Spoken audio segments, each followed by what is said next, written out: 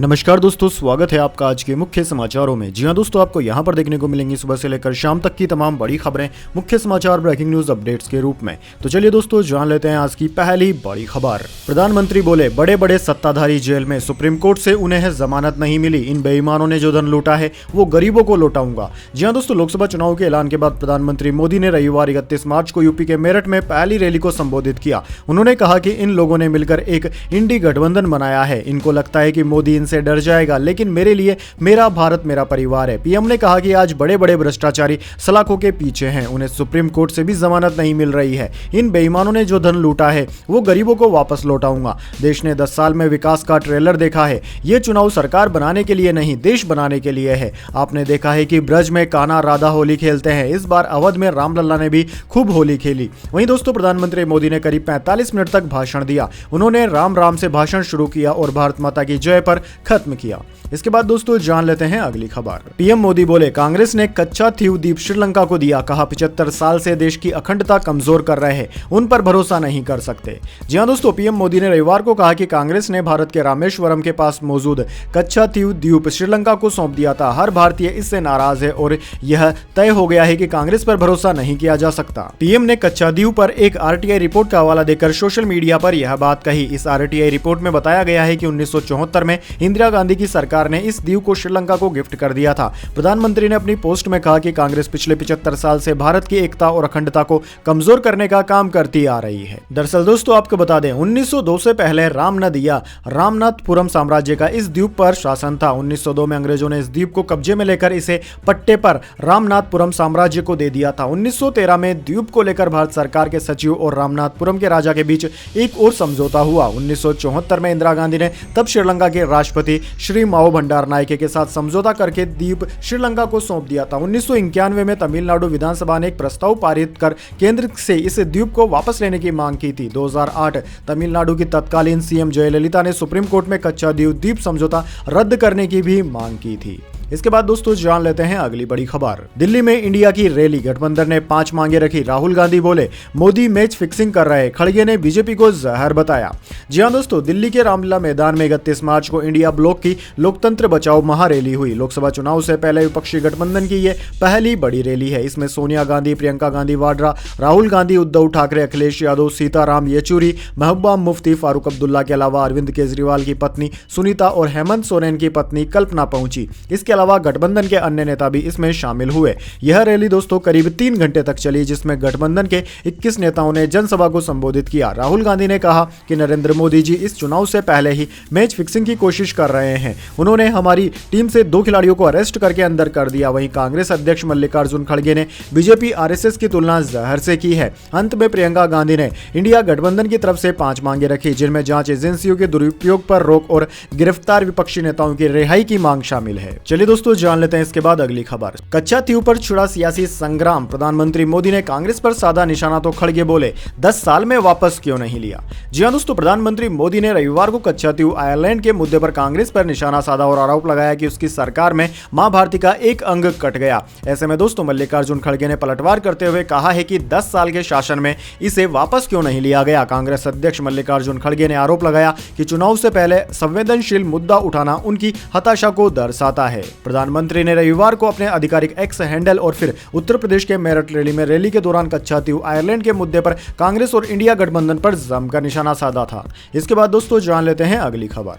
कांग्रेस को 1745 करोड़ का नया टैक्स नोटिस। 2 दिन पहले 1823 करोड़ का नोटिस भेजा था। आईटी ने कुल 3567 करोड़ की देनदारी निकाली।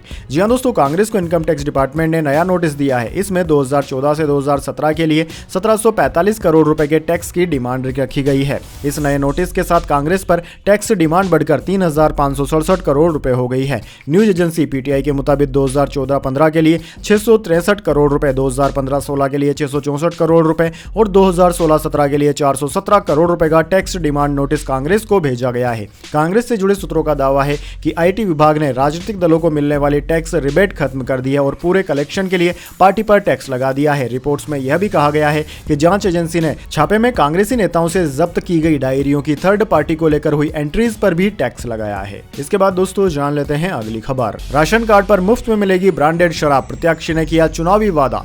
जी हां दोस्तों, महाराष्ट्र के चंद्रपुर लोकसभा से चुनावी मैदान में उतरी एक महिला उम्मीदवार विनीता रावत इन दिनों सुर्खियों में है। दरअसल दोस्तों उन्होंने जो चुनावी वादा किया है वो बाकी उम्मीदवारों से हटकर है। दरअसल दोस्तों ऐसा हैरान करने वाला चुनावी वादा शायद ही पहले कभी किसी नेता ने किया होगा। वह लोगों को मुफ्त में शराब उपलब्ध करवाने का वादा कर रही है। अखिल भारतीय मानवता पार्टी की विनीता रावत को पेन की निप चुनाव चिन्ह मिला है। वह अपने चुनाव प्रचार में जुट गई है। विनीता रावत ने कहा कि अगर वो सांसद बनी तो सांसद निधि से वो राशन कार्ड पर जैसे राशन मिलता है वैसे ही ऊंचे दर्जे की विस्की और बियर भी गरीबों के लिए उपलब्ध करवाएगी। साथ ही बेरोजगार युवाओं के लिए शराब के ठेके दिलवाएगी। वैसे दोस्तों कमेंट करके बताइए कि इस चुनावी वादे के बारे में आपके क्या विचार हैं। चलिए दोस्तों जान लेते हैं अगली खबर। नितिन गडकरी ने कहा 370 सीटों का टारगेट दक्षिण पूरा करेगा। विपक्ष मजबूत है या कमजोर, ये किसकी जिम्मेदारी है? 2 सीटों वाली बीजेपी को किसी ने सहानुभूति नहीं दी। जी हां दोस्तों, नितिन गडकरी ने कहा है कि प्रधानमंत्री मोदी जिस विश्वास से भाजपा के 370 जीतने की बात कर रहे हैं ये लक्ष्य दक्षिण भारत पूरा करेगा। भाजपा की देश में सबसे ज्यादा टीआरपी है। देश में विपक्षी नेताओं की तरफ से अपोजिशन को कमजोर करने की बात कही जा रही है। इस पर केंद्रीय मंत्री गडकरी ने कहा कि विपक्ष कमजोर हो या मजबूत, क्या ये हमारी जिम्मेदारी है? गडकरी ने न्यूज एजेंसी पीटीआई को दिए इंटरव्यू में यह भी कहा कि जब हमारी 2 सीटें थी और हमारी पार्टी की कमजोर स्थिति थी तब किसी ने भी हमें सहानुभूति नहीं दी थी। तब मेरे दिमाग में कोई संशय नहीं है भाजपा की अगुवाई वाला एनडीए 400 का आंकड़ा पार करेगा। नरेंद्र मोदी तीसरी बार प्रधानमंत्री बनेंगे क्योंकि हमारी सरकार ने 10 साल में ठोस काम किया है। इसके बाद दोस्तों जान लेते हैं अगली खबर। देश में 24 घंटे बिजली, एक समान शिक्षा, जेल से केजरीवाल ने दी 6 गारंटियां, सुनीता ने पढ़ा पत्र। जी हां दोस्तों, आबकारी नीति भ्रष्टाचार के मामले में दिल्ली के मुख्यमंत्री अरविंद केजरीवाल की गिरफ्तारी के खिलाफ रामलीला मैदान में इंडिया गठबंधन की महारैली हो रही है। यहां मंच से अरविंद केजरीवाल की पत्नी सुनीता ने अरविंद केजरीवाल के पत्र को पढ़कर बीजेपी पर हमला बोला। सुनीता केजरीवाल ने कहा कि केजरीवाल जी को केंद्र सरकार ने गिरफ्तार कर लिया लेकिन केजरीवाल जी शेर हैं।